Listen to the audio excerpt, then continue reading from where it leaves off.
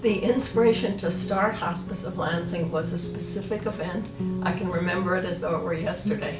I heard a story on the radio about a Washington Post journalist who was posted in London whose daughter had leukemia. She was probably in her mid-20s. And the story was about the parents taking the daughter to St. Christopher's Hospice in London and being greeted at the door by Dame Cicely Saunders, the founder of the modern hospice movement, who said to the family, or said to the young woman, "How can we help you live until you die?" Oof, it still gives me, I can still remember the feeling.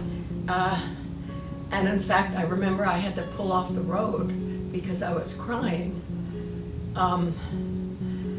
And I remember thinking, as she described what a hospice was and what they aimed to do and what it did for this family, for this young woman and the family, I had this strong sense, every community needs a hospice, and I'm going to go home and start one. I brought together several of my very good friends whom I thought would be interested. One was Nancy Leisowitz, very noted sculptor in Lansing, but before that she had been a nurse, and I knew she would just respond to this issue. Carolyn Callan, an old friend who was a very loving, warm, caring person. Each of them brought several friends, and we gathered in my living room to talk about what it was and how we might do it, and that was the beginning. But my remembrance is we probably started in the mid-70s, maybe 76, and it took us several years, maybe 3 years, to really get the whole thing going. And then, ultimately, it became institutionalized. Once we had a doctor and nurses, volunteer nurses, and a framework, then we were able to open an office, a proper office, at St. Lawrence Hospital. Letting the community know about Hospice of Lansing was one of our biggest challenges. First of all, it was an unknown concept. Secondly, it's such a death-denying society that talking to people about their own death or death of loved ones and dealing openly with it was a real challenge. So we embarked on an education program.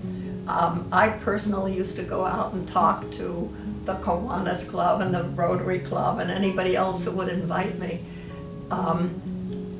primarily to educate them about the notion of hospice, and then to tell them that we were in the process of forming a hospice, and thirdly to ask for contributions, because we were just civilians. We didn't have any funding source at all.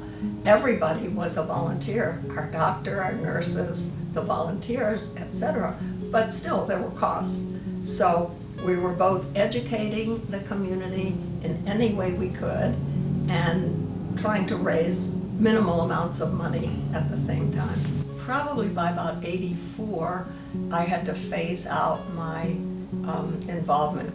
We moved away, and in that time, I never had a chance to do any patient care. And so when we moved to Washington, I was a volunteer at the Washington Home and Hospice, and it just validated everything that I knew Stoneleigh was doing in Lansing, Michigan. It was means a lot.